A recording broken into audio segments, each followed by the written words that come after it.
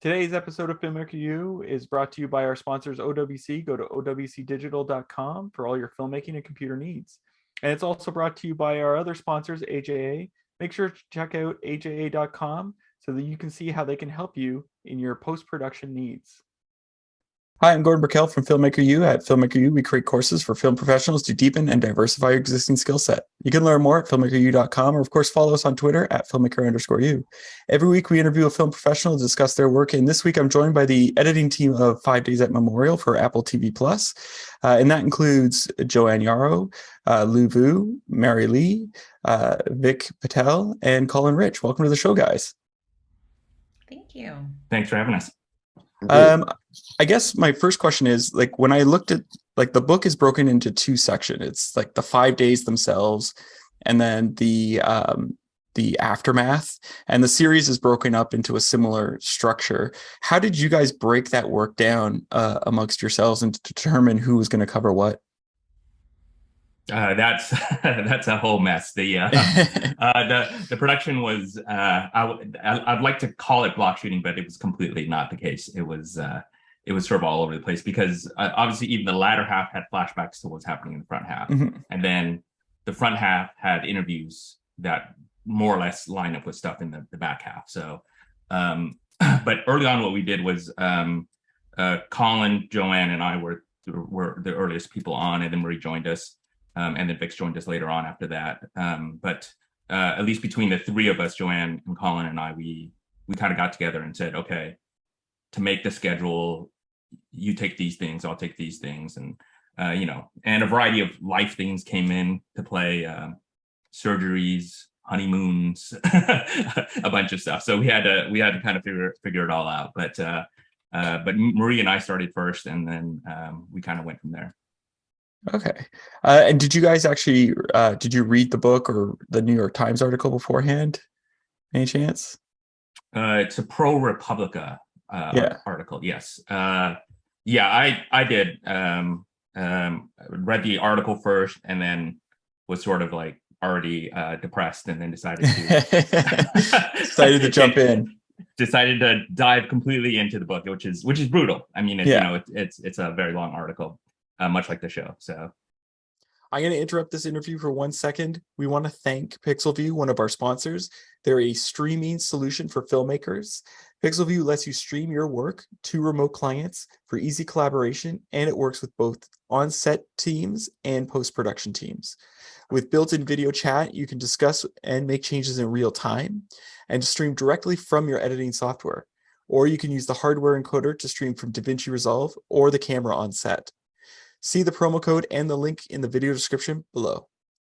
How do you guys tackle like, because it's dealing with a real life event and the people are still alive. So it's not like, oh yeah, this happened in the 50s. It's like, this happened, just a little over 10 years ago or 15 years ago. So how do you deal with, or I guess, do you feel that there's obligations to the real people, or how do you deal with crafting these stories so you respect their situations, but still tell an engaging story? Yeah, I'll jump in.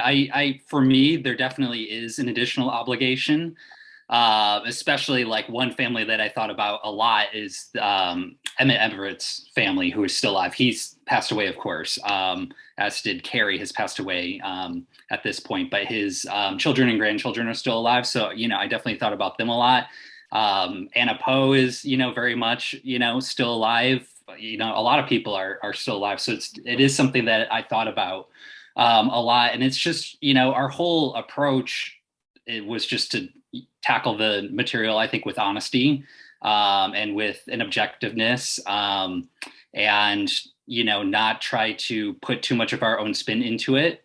I think in the first half, as you were alluding to earlier, a lot of that is sort of very internal, quiet moments with people or very personal moments with people. And then the latter half is sort of tackling the investigation. So in terms of being, objective and that sort of thing, there's a little bit of a different slant between the two halves. But for me, it's definitely something I thought about. And another thing that also just brought it home was the archival footage, and, you know, which is the context for everything. And seeing that footage, which is, you know, literally real, you know, also just brings a whole different element to both the show, but also to us as editors handling this footage and, you know, needing to grapple with that.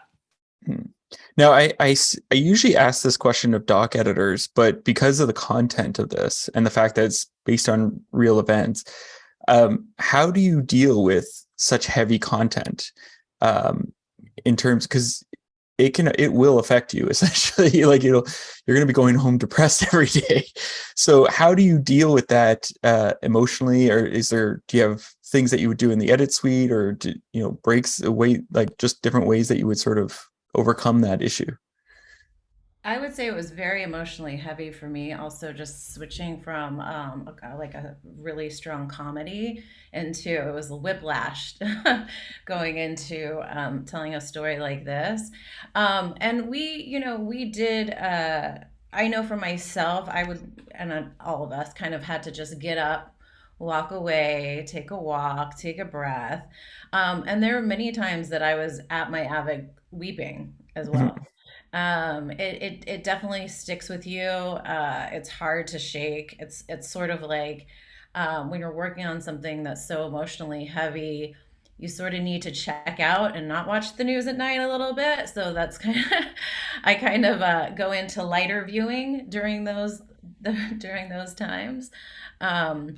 But and obviously we have each other, and we would speak to that, which is always, a nice thing to have. And I think we have mentioned this before. Carlton Coos, one of our showrunners, was just really brought a lot of humor and levity into the work, which made it, as much as you can. It's a very dark sense of humor he has. But to make it fun and really have those personal conversations and keep it a little bit focused, like less focused on necessarily, the deep dark story that we're telling, and be able to break it up with some levity and light, which was really nice. How about you guys? Do you have any tricks or anything for sort of breaking that tension or getting over some of the heaviness?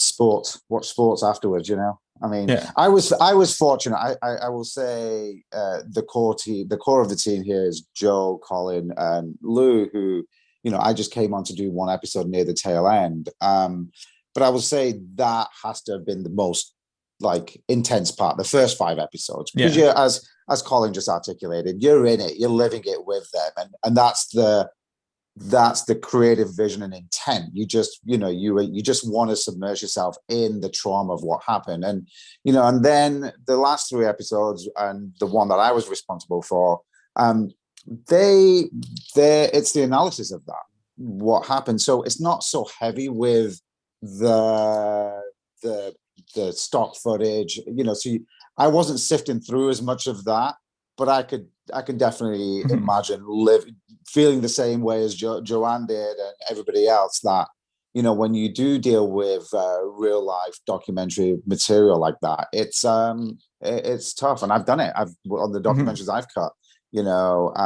they sometimes your knees and elbows go weak when you're watching that. It's not like make believe what we usually do. It is to see those horrific images. It leaves an impression, and it's extremely sad. Now, and maybe this is sort of a follow up. So maybe it's because you said Colin, Joe, and Lou cut the first 5, but do you think, because at least from the research I did, it looks like it was mostly practical effects?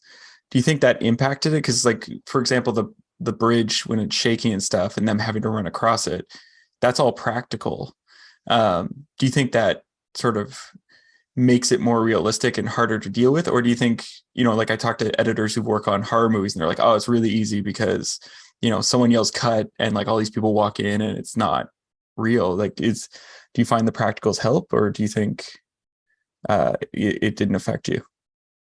I would say practicals, that's probably one of the best things about the production. I mean, they built a humongous pool, and they flooded Yeah. the and so like, I mean, there are a lot of visual effects, and there's a lot of visual effects, stuff that you would never think are visual effects, because obviously we're just trying to recreate the reality of what was there to some degree. And so yeah, I think not having visual effects probably helped a little bit, but probably the biggest thing, honestly, and Marie, you could probably speak to this too. I think we had gotten the very earliest footage I think we got was of Emmett Everett, and like the minute you meet just the actor who's playing this guy, you're so moved that the fate of this poor man. And that, I think, just the performances and all that stuff really kind of helped us kind of bring it along. I think, and even back to the other point, I think one of the things that that Carlton had told us specifically about some of the actors, namely Vera Farmiga and Cherry Jones, was that they were fierce advocates for their character, meaning that they were not going to take any spin on it. They were these people, and they were going to fight for what these people believed. And I think that was very strong. But yeah. Interesting. Marie, do you want to talk to that? Because he called you out. Yeah, I think in general, I was able to kind of detach a little bit, and not. I think it's important to kind of be invested in what you're creating, but also be able to look at it objectively. And that's something that I, really tried to work on, which is just kind of look at it as a whole, and just try and do justice to the characters, as opposed to, I think when you're too close to it, you might not be doing the best to tell the story. Like you might be too invested. For me, I've always been able to kind of like detach it a little bit and kind of look at like a big picture for things that I've worked on. But what I was thinking when Joanne was talking was, I don't know what I would do if, I had to cut any of those like animal euthanization scenes, because those really got to me when I was reading the script. And whenever I watched that episode, I was like, I don't know if I could do that. But, I think for me, I think I'm just able to kind of detach a little bit and just look at it like, well, how is this story being told? And am I doing right by this? And then, are we trying to be objective, or when are we being objective? When are we trying to be a little more subjective? Those kinds of things.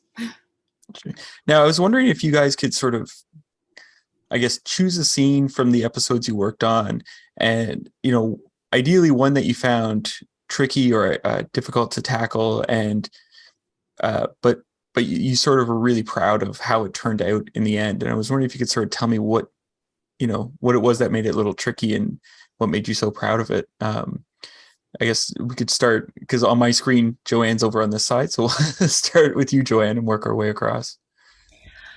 I think I'm going to go with something that is, again, because I work from an emotional space, that's really what I lead with. So for me, and there were definitely scenes that I had that sort of in telling the story, which way we want things to lean, came into play. But the scene for me that, I don't know if it was the trickiest, but I would say it's one I cared the most about, which was when Emmett Everett and Robichaud, the nurse, are saying goodbye to each other. And it was this moment. She had seen, she had overseen him. She was told that there's going to be other people taking care of him. He had a feeling that he was going to be left behind. This is an ongoing feeling he kind of had. And in that moment, in that scene, I think the most challenging thing was, again, sort of like honoring the true person, the real person. And, I really felt like this on at some point it really hit me, and it was underwritten in the best way. He at one point, was saying, well, if you talk to my wife, just tell her whatever. And it's just that sort of surrender. And for me, I felt a real obligation to try and, really try and portray this as a real man's final words. In a lot of ways. And so, that was really heavy, and I really wanted to make it good. And it was good. They were, incredible actors, incredible performances. I wanted to make sure that I really honored that moment, and really, I didn't get in the way of an incredible performance. And so I think there was a lot of pressure on me just by myself. And it was sort of challenging in that sense, but not in sort of like a storytelling way, but just in an honorific, being true to a real person's life. And sorry, you mentioned that it was underwritten. Obviously not in like, you're not like attacking the screenwriters. So like, what do you mean by underwritten for this character? I mean, the Emmett Everett in that moment didn't go on to say, tell my wife that I love her, and then I'm gonna, and that, we'll be together. It didn't go on and on. It just, he stopped himself and surrendered and just said, tell her whatever. It didn't really matter at that point. Yeah. His future was going to be what it was going to be, and nothing really mattered anymore. And I thought that was a beautiful way of writing it. That's just sort of, and it really felt real, Yeah, I feel like it's in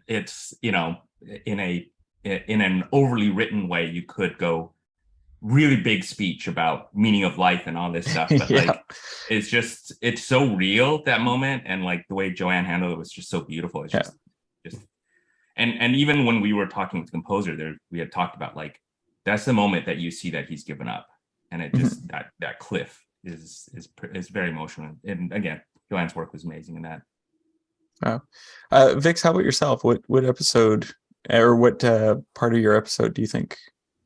So I did episode 7. So there's 2. I'm not really going to talk about the first scene, but I really enjoyed when Virginia and Butch interviewed Dr. Brian, and it's a pretty long sequence of him going through his recollection of what happened, and there's a lot of intercutting going on, and initially trying to evoke the aesthetic and style of the first 5, and then realizing as we kept going through it with Carlton that he wanted to not do that anymore, and the last three episodes were its own entity basically.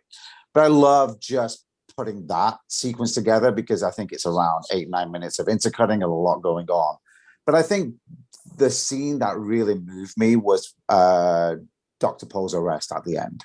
I think emotionally that's kind of my North Star, and I feel like when it really came together was when I used the prayer that her husband was telling her from a previous scene that we've not seen, and I used it as voiceover from the moment she comes out of the house up until she's in the car sobbing with that voiceover.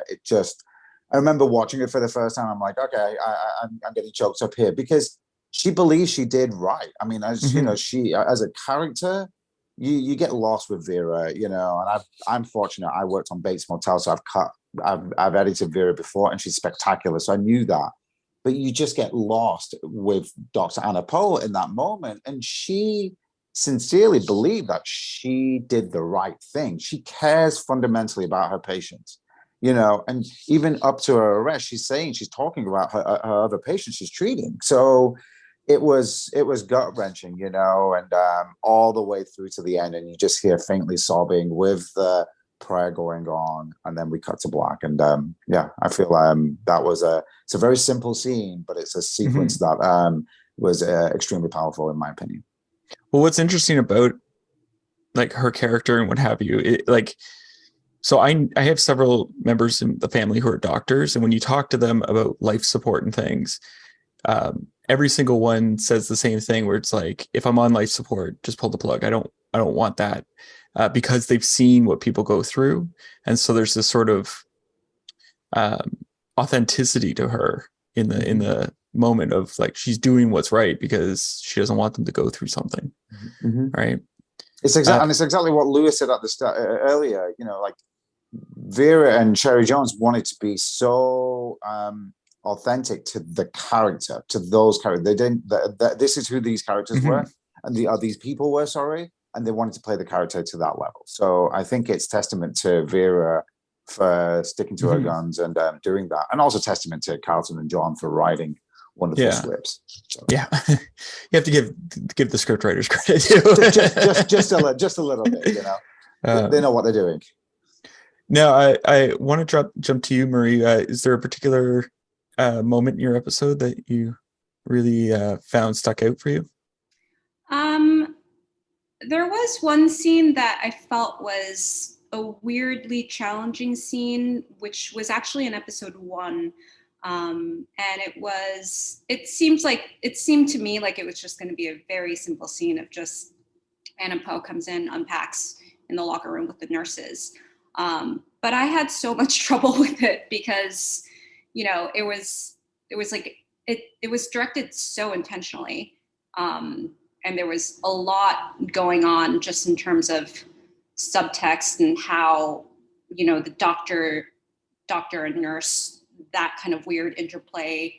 The nurses are kind of like, have this weird little gossipy kind of vibe going on. And then Anna comes in and she's so calm and cool and collected, and weirdly had a hard time kind of like nailing that scene because it was just a lot to establish in terms of, you know, first of all, also this was at the very beginning of the episode and we know what's going to happen.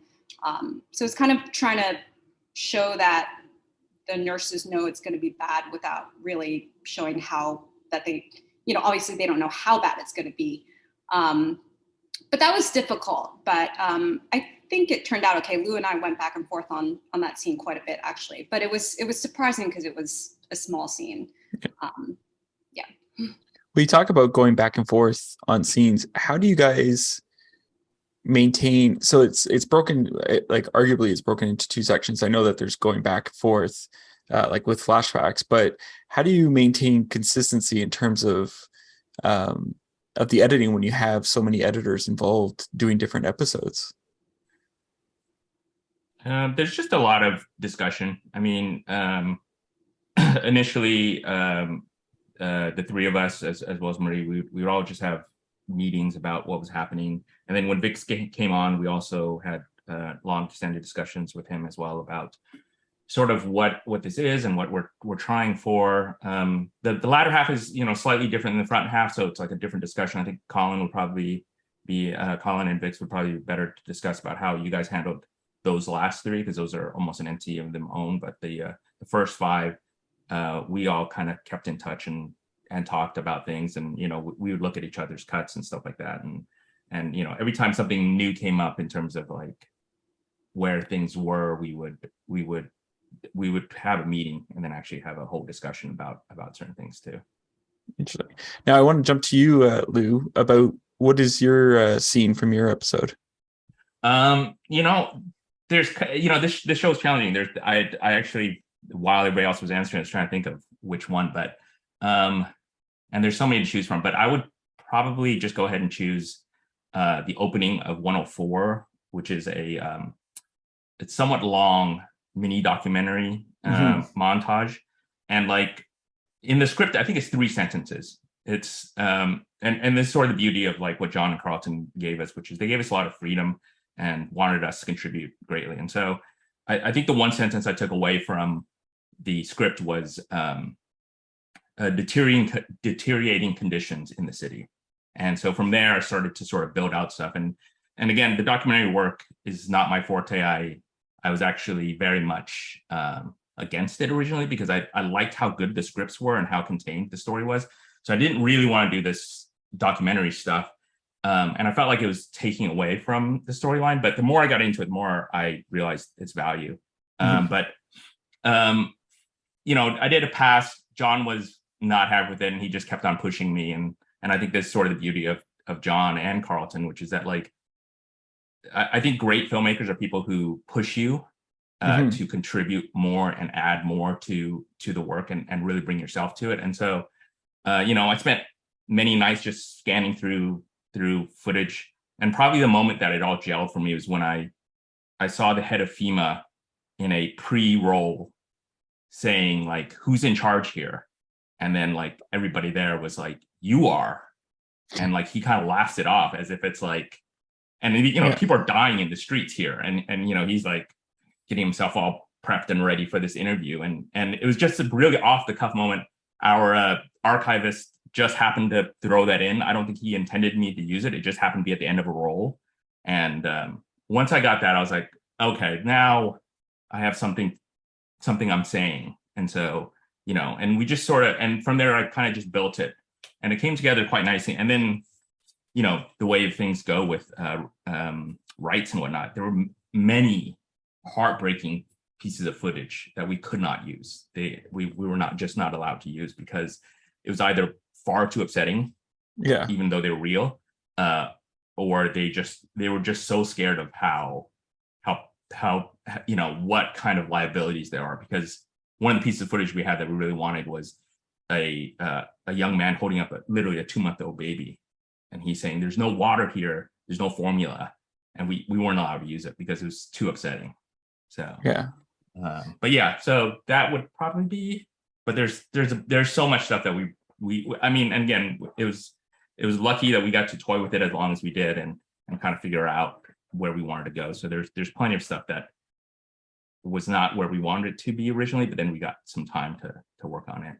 Who decides if it's too upsetting? Was that like the showrunners, or was it like Apple came in and was like, no, you can't do this? I think it's a combination of probably legal departments, and then legal departments both within the studio and the network, but also I think the legal departments of whoever actually owned the original footage, because there was stuff that we wanted that they were like, yeah, that's impossible, you're never going to get that. Interesting. So and that was like literally from the people that owned it. They were just like, you're never gonna get it. So interesting.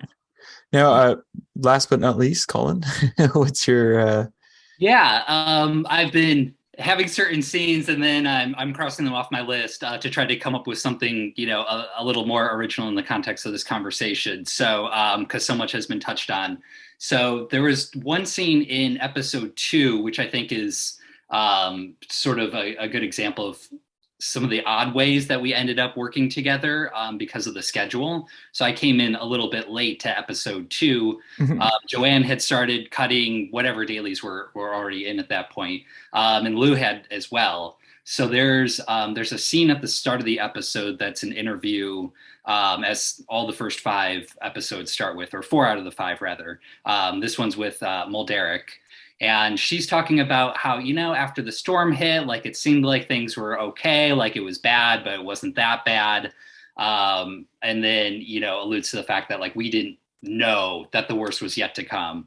So when I got the scene that Joanne had put together, it was an animatic and Joanne had done some voiceover for it. And then there was just like whatever B-roll we had. I think Lou had dropped some of that in of Poe and the nurses kind of laughing. And Joanne had done like voiceover for it. And it was just sort of something that like, okay, this is like, a really cool, spine for this thing. And then we got Cherry's footage. And so, put that in. And then later it ends with this like kind of massive CGI shot of the levee walls breaking and taking down houses in a certain part of the city.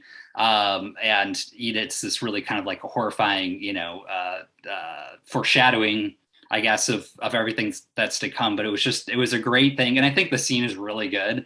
And it turned out really well. Cherry is great. And there's this really interesting moment where they ask her how Dr. Poe is doing. And I think her performance can be read in many, many, many different ways, which I love. And it was just a great sort of thing that so many of us had our hands in at different points. Wow. Now I have one last question for you guys. What would you say is your favorite guilty pleasure film or TV show to watch? I'll let you guys think about it for a sec. If you get an idea, you can jump in. I'll jump in. It's October, so it's going to be Halloween or horror themed. I love watching stuff with my wife. She's a great sport, and we'll watch pretty much anything that I want to put on. One thing she has trouble handling is like 80s gore. So I'm always trying to get, you know, a Cronenberg or a Fright Night or just something really ridiculous and silly and over the top. So that's a guilty pleasure for me. Wow. So any particular 80s horror movie I'm trying that to get stands her, out for you? Yeah, I'm trying to get her to watch The Fly, the Cronenberg Fly, which is extremely disgusting. For some reason, I love it. I don't know why. So I haven't cracked her on that yet, but that's my big goal for this year. What about the others here? I just watched oh my god, I'm just I just watched Lost Boys. To your point, Colin. I to be very basic, have been watching season 3 of Love is Blind. Oh, it's a great show. I'm in. And episode 3, watch out for Andrew. That's all I'm saying. Okay. Season 2, they had the weirdest guy. I can't remember his name right now, but completely, yeah. Just, I won't spoil it for anyone. So, what about the others here? Korean rom-coms. Oh yeah, any in particular we should check out? Oh, there's so many. You know, they're just adorable and they're so fun. I mean, Korean TV in general, I watch a ton of it, but the rom-coms are especially like a guilty pleasure because they're just very sweet and very satisfying. And yeah, there's one called Business Proposal that I just watched about, you know, people faking being fiance and then of course they fall in love eventually, but it sounds like Hollywood is going to remake that in a couple of years. Well, they are actually already making a bunch of these, but yeah. This one was really good. Well, it's interesting because I feel like Korean cinema has been killing it since Old Boy came out. Mm-hmm. Maybe a bit before, and then just like every year there's like so many good films coming out of there. Yeah. So. And in LA there's a Korean movie theater, so all kinds of good stuff go through there. Yeah. Oh wow. Yeah. Not a guilty pleasure, but I just watched Decision to Leave and it was amazing. Like one of the best films I've seen this year. So. Awesome. How about yourself, Lou? You know, it's funny. I actually kind of cringe at the phrase guilty pleasure because I think they're all sort of like, you know, everybody does their thing and you know, if they do it well, then it's a thing. So it's not like good or bad. But I don't know. I mean, I was literally just texting Colin about this. I'm a huge Star Wars nerd. So like, I'm all over Andor right now. I just it's just. Oh, did he freeze? Yeah, I mean, you know, in terms of popular stuff, I like that, and you know, I'm a huge comic book person, so you know, I'm the first in line at all these Marvel movies.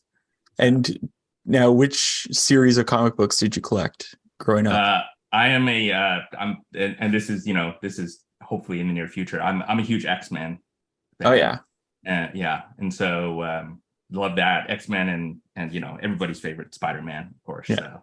But those were my two favorites. But and then, you know, obviously Batman's and Superman's, all that stuff. But X-Men was my jam.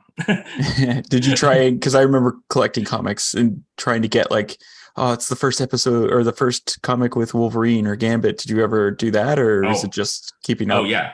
Oh no, Gambit's my favorite character, and so I have his first. And you know, Jim Lee, who was, you know, the artist then, was who's now runs DC, was my hero. Like that's sort of probably my first move into artistic stuff, was like I wanted to be a comic book artist. Yeah. And I spent a lot of time kind of getting into that. And so yeah, I'm sort of like a every year at Comic-Con type person. So, I'm a Gambit fan too, and that's why I asked, is because I found his first comic and picked it up and was so excited. But they keep not getting the movies together. They keep starting to get it and then it falls apart. Yeah, as an adult, I think it's a hard character to crack as a true story. I mean, not a true story, but like a full story. And so I think it's one of those things. I'm not sure they would have to change it quite a bit, which, you know, they always do with the movie adaptations, which I think is a good thing. Yeah, because they need to adjust with the times. But yeah, it's so funny that you just mentioned that, because I did buy a mint copy of Gambit's first appearance, and like every year I go see Jim Lee, and I'm like, oh my god, why don't I take this, go get him to sign it? So that's next. That's for 2023 Comic-Con. yeah. Just make a note of it. Put it on a sticky on your screen so you don't forget. Exactly. All right, Vic. So what about yourself?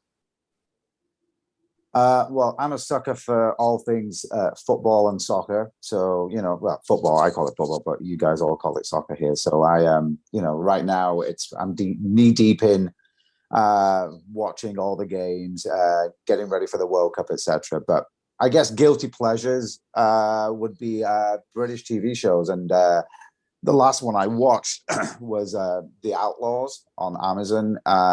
Stars Christopher Walken, written by Stephen Merchant. It's like a dark, humid drama. It's pretty stellar. So we literally just finished it last week, and it was really good. And I've heard of the show that everybody's been talking about called Bad Sisters, which I really want to watch as well. So that'll probably be next on my docket. But right now it's all football, and I'm getting ready for the World Cup.